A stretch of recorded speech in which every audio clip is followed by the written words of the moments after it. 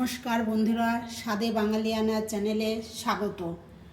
আজকে আমি একটা নতুন রেসিপি নিয়ে চলে এসেছি, চিংড়ি কাজুর কারি। এটা ভীষণ ভালো লাগে খেতে। চলুন আপনারা দেখে নেবেন এটা কিভাবে আমি বানিয়েছি। সঙ্গে থাকুন আর গোটা ভিডিওটা দেখুন। রেসিপিটা বানানোর জন্য এই কয়েকটা জিনিসই আমার লাগবে। এখানে আমি 400 গ্রাম চিংড়ি মাছ নিয়ে নিয়েছি। এরকম কেটে ধুয়ে পরিষ্কার করে নিয়েছি। এখন এটাকে আমি লবণ হলুদ দিয়ে ম্যারিনেট করে নেব। পরিমাণ মতন লবণ দিয়ে দিলাম, অল্প একটু হলুদ গুঁড়ো দিয়ে দিলাম। এটা ভালো করে মেখে 10 মিনিটের জন্য রেখে দেব। প্রথমে এখন টমেটোটা বেটে নেব।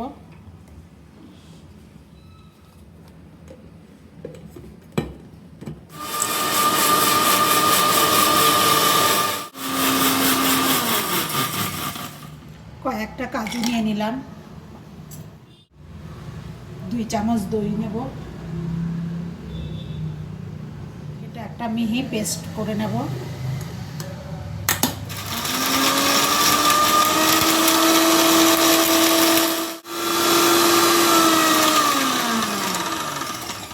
আমি একটা কড়াই বসিয়ে দিয়েছি, দিয়ে দেব 1 চামচ ঘি। ঘিটা ছড়িয়ে নেব। এটা কাজু ভেজে নেব। যেহেতু এটা চিংড়ি কারি, কাজু চিংড়ি কারি, সেই জন্য এখন আমি কাজুগুলো তুলে নেব। কাজুটা লাল করে ভেজে নিলাম। পরিমাণ মতন সাদা তেল দিয়ে দেব। গোটা গরম মশলাটা দিয়ে দেব। এখানে দারচিনি, এলাচ, লবঙ্গ আর কয়টা গোলমরিচ সুন্দর গন্ধ হওয়া অবধি ভেজে নেব। দিয়ে দেব 2টো তেজপাতা। এখন দিয়ে দেব পেঁয়াজটা। পেঁয়াজটা লাল করে ভেজে নেব। পেঁয়াজটা খুব মিহি করে আমি কুচিয়ে নিয়েছি। এটাতে যত পেঁয়াজ ছোটো কাটবেন তত ভালো হবে। পেঁয়াজটা বাদামি করে ভাজতে হবে। বাদামি করে ভাজা হয়ে গেছে। রসুন বাটা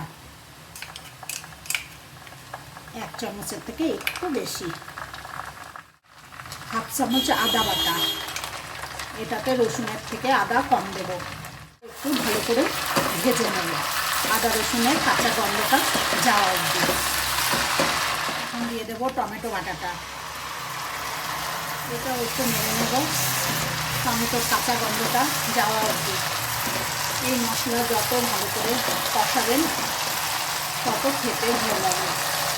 রান্না সবসময় মশলা কষানোর উপরেই টেস্ট আসে।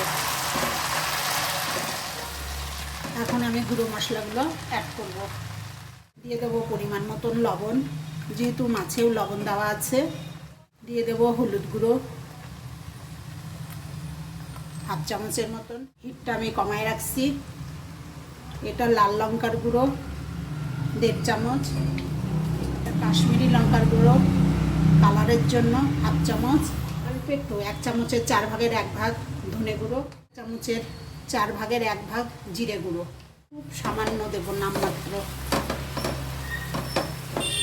এটা একটু লো হিটে কষাবো, কেননা পুড়ে যেতে পারে। এখন আমি দই আর কাজুর পেস্টটা দিয়ে দেব।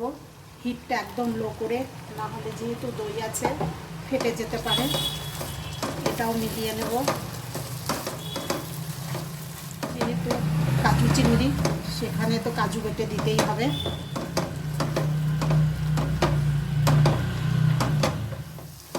এখন আমি এর মধ্যে মাছটা দিয়ে দেব। আমি মাছটা আগের থেকে ভাজিনি, আমি মশলার সঙ্গে কষিয়ে নেব।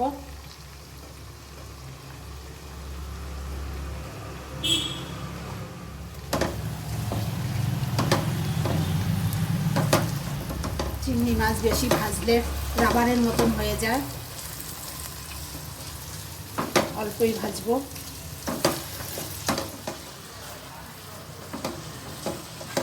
হালকা চিনি দেব, কেননা যেহেতু টক দই টমেটো আছে, টকটা ব্যালেন্স হওয়ার জন্য। মিষ্টি হবে না, কিন্তু খেতে ভীষণ টেস্ট হবে। এটা টেস্টের জন্যই দেওয়া।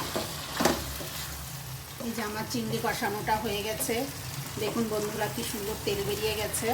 এখন আমি এর মধ্যে জল দেব। জলটা অবশ্যই আপনারা গরম জল দেবেন, হালকা দেব, অল্প, যেহেতু ঝোল করবো না, একদম কারি কারি করবো, সেহেতু অল্প জল দেবো। আমি কোনো রান্নাতেই ঠান্ডা জল ইউজ করি না। যে কোনো রান্নাতে আপনারা গরম জল ইউজ করবেন, দেখবেন রান্নাটা খেতে ভীষণ ভালো লাগবে। এখন দিয়ে দেবো গরম মশলার গুঁড়োটা। আমি খুবই সামান্য দেবো, কেননা এটা আমার বাড়িতে গুঁড়ো করা গরম মশলা, ভীষণ টেস্ট হয়। আমি বাইরের গরম মশলা কিনি না।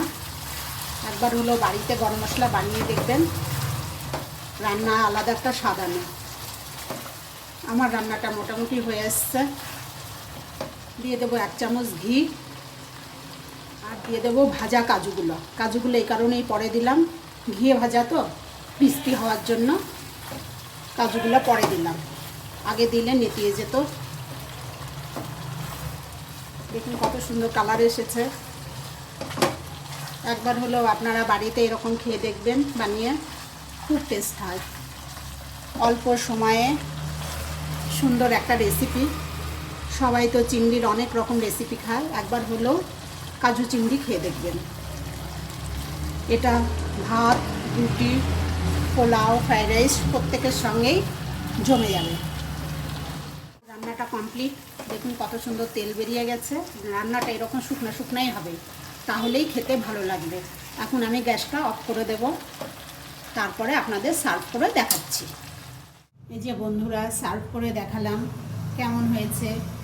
দেখুন আপনারা একবার হলেও এটা বাড়িতে বানিয়ে খেয়ে দেখবেন, ভীষণ টেস্ট হয়।